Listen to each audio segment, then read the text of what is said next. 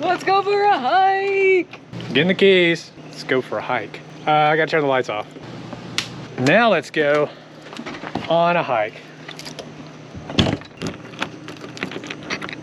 Do you have the same door key as we do? If you do, please don't steal our stuff. All right, we're here at Mission Tejas in East Texas. Where is our hike taking us today?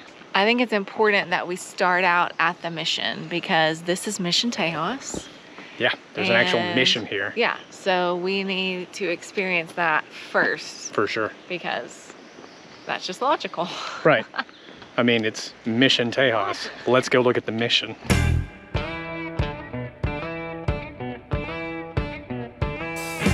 This says that there are certain things that we need to look for in the mission.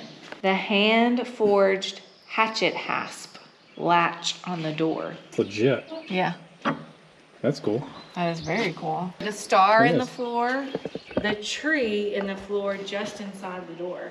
See if you see an eagle above the mantle, or is it an angel? Maybe this, like beak and like wing. Maybe. There, I don't see an angel or an eagle. Okay. What Pay do you think? attention to the saddle notches in the round logs and to the fact that the ends of the logs stick out past the wall, making this a log cabin. But now apparently we're on the hunt for the names of the CCC individuals that built this facility. If I was to put my name on a building, where would I do that? Surely they wouldn't have put it on a window.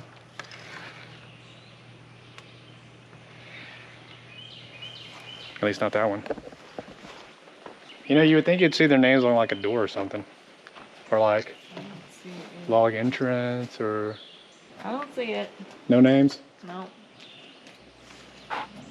Oh well. Apparently this park has a strong relationship to the Spanish, French, their colonization of Texas, them building obviously missions to kind of like say, hey, this is ours, we own it, get away. And how that didn't go so well with the native people. And so this park tries to commemorate really all those things. Yeah. And also too the CCC, which if you're an FDR fan, the New Deal. So Yeah. that was part of the New Deal. So the CCC has a strong presence here as well. So. And we're such big fans of the CCC. I mean, other parks that Yeah. we've been to in Texas have the CCC, and those are some of our favorites. Just the craftsmanship of their work is always amazing. Yes. So yeah, we've already looked at the mission, and we're going to go on a trail that has a couple of points of interest for CCC related material things, and so kind of excited about that. Yeah. But super small park, very small. Yes. Yeah, we should actually be able, the hike we're going on is almost the length of the entire park. Yeah, I think So- it's only like a total of 2 miles. Yeah, it's So- going to be a loop. So, but yeah, it's going to be good. We're excited to see some stuff. So.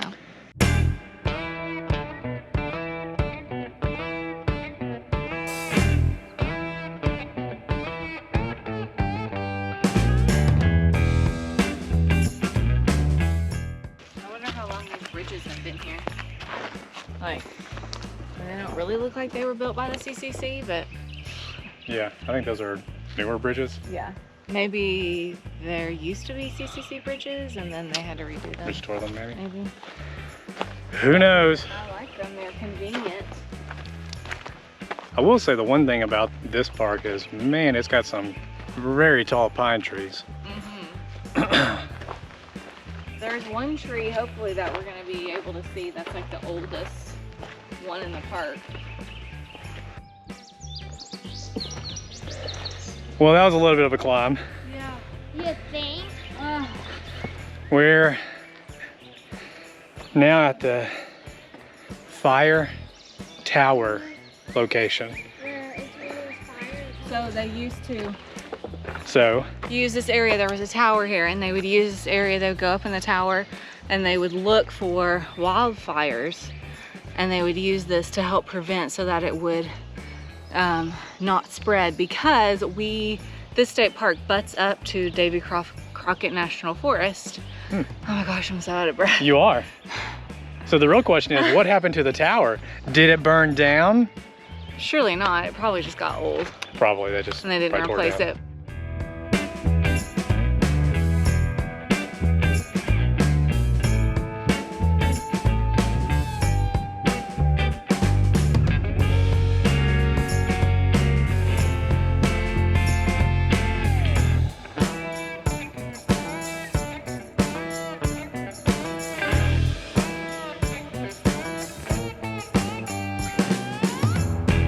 So what is this?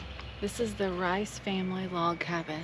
The Rice family? Yeah, they were here in like the 1860s or something. Okay. 1828? Yeah, maybe. Well, this is a pretty impressive home. They have an interpretive guide that you can get in the visitor center if you want to grab Learn that. more? Yeah. Learn more about the Rice family? Yeah. Well, this is impressive. I always find it amazing how the early homesteaders were able to build what today, I mean, doesn't look very impressive, but gosh, at the time, I mean, this is a massive structure to think that they had to build all of this by cutting down trees and making every single slat and all the shiplap on the wall. That's very hot right now. And then just making bricks for the fireplace. It's kind of amazing what they were able to accomplish. This is a pretty impressive room. This is easily like a, I would say 30 by 20 room. It's big size. Not bad for a early pioneering homestead family. Wow.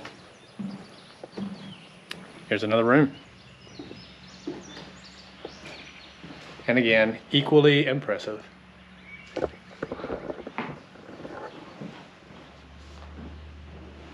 So unfortunately you can't go upstairs, but And it looks like there's a loft above us for like hay or something. yeah, probably so. I was reading that, you know, they used all of the like the downstairs Downstairs? space as like common area, you know, like living room, kitchen, things like that.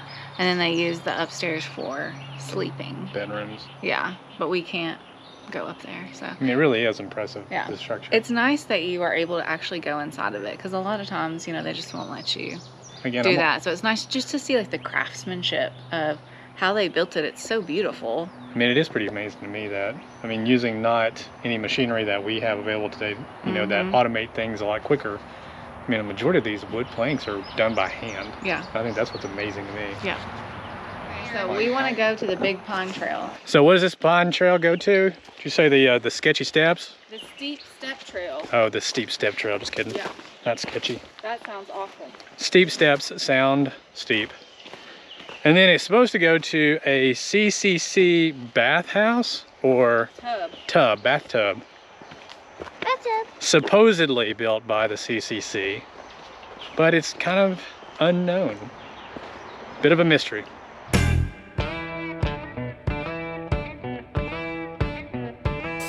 Ooh, I think we just found the steep steps, and they're pretty steep.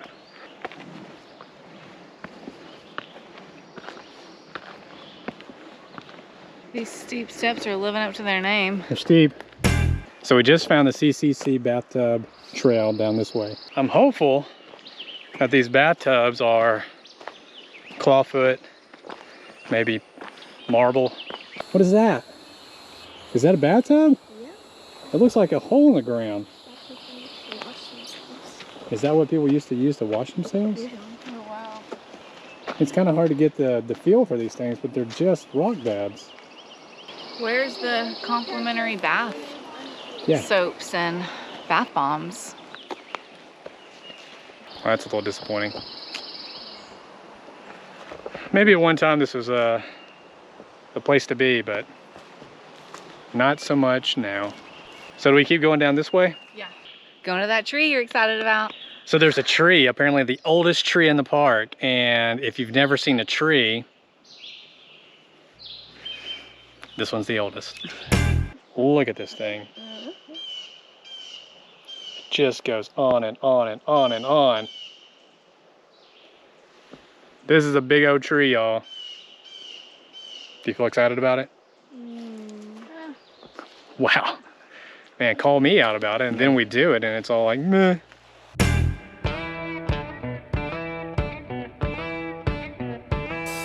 So we came over to Caddo Mounds State Historic Site. It's just about 5 minutes from Mission Tejas. And it's supposed to be just like a really great place, very historic. I mean, I feel like both of these parks that we're at this week are just so much into history, and we want to like continue that. And so we're at Caddo Mounds. Yeah, so they have 3 historic mounds, but a civilization of Caddo Indians actually settled here. And so we're just gonna go explore the grounds and just see. There's a trail, a couple walking trails, maybe a pond or something we can go look at. But really, why we're super excited to be here is because, boom, we're taking this bad boy. Golf cart. Golf cart included with your pay. We went into the visitor center and we paid, and it cost $8 For the 3 of us. total for the 3 of us Just to the come. 3 of us. And then she was like, oh, and the golf cart's included if you want it. And we were like, Yes. yeah, we do. Heck yeah, we want a golf cart. So when we arrived, the lady was telling us that about 3 years ago, they were actually hit by a tornado. Yes. And so their visitor center is just like a temporary building, and they're actually building, it looks to be like an extremely nice visitor center. So that'll be nice whenever it's completed. The Caddo people were farmers, and they did a lot of crops like corn, beans, you know, like Pumpkin, things that would sunflowers. grow in Texas, you Yeah. know, in this type of weather. They relied a lot on wild foods as well. Yeah. So nuts, grapes, acorns, anything they could find in the wild. And there's a few ponds here, and so, you know, potentially like fish and other things that might live in the ponds. Alligators. Yeah, she did say there's maybe some alligators. We're at the pit, you know. Well, you can definitely tell that there's a lower indention of land down here. Don't really know what the pit was for. Okay, so after a little bit of research, which is really just read the sign, we found out that the borrow pits, not the burrow, borrow pits, were really just the area where they dug the dirt to actually go put on the mounds. And so there was a big excavation pit where they just took all the dirt and put it on the mounds. There you go, lesson learned, read the sign. This is the low platform mound that's just behind me, and it was used for like ceremonies. They didn't have any structures or anything on it, it says, but they did have things that were around it. The good thing about this mound was it literally was like, you know, 20 feet away from the borrow pit, so Yeah.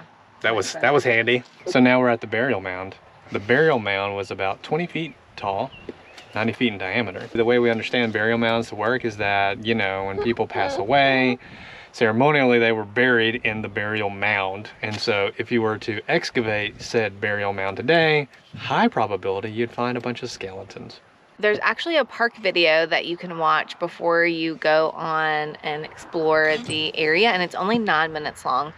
And you really should watch it because it kind of tells you about the Caddo people and then what this area was used for. And they said it was very big into trade. I mean, of course they were farmers, but then also it was very big into trading as well. And so this was kind of a hub. Yeah. And one of the great things about whenever the, I guess the Spanish or Europeans actually came over, they actually found that the Caddo Indians had built all these trade routes. And so they kind of reused those, and in a way to establish really the Spanish or European kind of right of ownership, they built all these missions. And so that's why there are a lot of missions in this area, is because the Europeans started establishing missions as a way to kind of say, hey, this is our land, not your land. And so there's the El Camino Real de los Tejas. That's a mouthful. That route goes from basically Nacogdoches all the way down to New Mexico. And that Mexico, not New Mexico. Just regular Mexico. Just Mexico. Sorry, New Mexico. Just regular Mexico. So that trade route was called the El Camino Real, or the Royal Road, right? Oh man, I got that right. That's all memory. Let's go see it. Okay. All right. So if you cross the street Yes. of the park, you finally come to, I guess, the area to where there's a bunch of walking trails, Yes. nature trails, whatever we call them.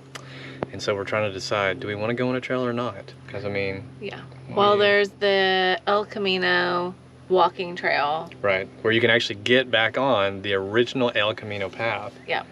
Which is pretty cool, I think. And it goes by the pond, and so I think it might be a good one. Might be worth it. I don't We know. were told that the pond is what they believe to be a Alligator nursery. nursery pond. And so, hello. Yeah, so they said that they've never seen alligators that were more than 4 feet. Yeah. So and when they get big enough, then they go on to like a bigger pond. so, I mean, this one will just, you know, bruise you up really bad. Right, bite you. You know, because they're not mature enough to how to handle themselves around human beings, like with honor and respect and just, Yeah, right. y'all be cool, I'll be cool. Like, no. Well, we made the call. We're on the trail. The El Camino de los Tejas. I don't even know if that's the right, well, who knows? El Camino Real de los Tejas. Something like that. Did we bring the trail map? Nope. Oh gosh. Why not? Because I know where I'm going. We're going on trail number 1. Oh, This way. but what's that down there? That's the barn. Ooh. Old MacDonald had a farm. Now there should be a pond. Yeah, to the left. To the left, to the left. No one has seen an alligator this week, quote unquote. Oh, the pond's down there. Yeah. Oh, we can't even see the pond. it from here, but apparently not. Oh, what a bummer. All right, so if you want to see the pond, you need to go on trail number 2, not trail number 1. So we're on trail number 1, and we can see the pond from a distance, but not that close, which, I don't know, if there's an alligator over there, I'm fine with, you know, being at a distance. From a distance. We don't want to see no gators. I mean, it's cool that we're walking on the Royal Road. Like, that's the point. Yeah, Is to be able to walk on the Royal Road, not to see an alligator. an alligator would have been cool. Well, this little trail was not long at all. No, Like, less than a quarter of a mile, I would say. Like, super short. what do you think? Less than 10 minutes? Yeah. I mean, I think maybe you could do all the trails. I'm trying to think of how many there were. At There's a least lot. 3. yeah. I think you could do all of them, and they would all, like, the total would be less than, easily less than 2 miles, maybe less than 1 mile total. As a reminder of the El Camino Real, so the historical route here, it actually says it goes to Mexico City, Mexico in 1,110 miles. And then Natchitoches, Louisiana in 144 miles. Now, I don't know if I just said Natchitoches correctly. All you people from Louisiana who are watching right now, I apologize. Or I either say you're welcome for me knowing, because who knows.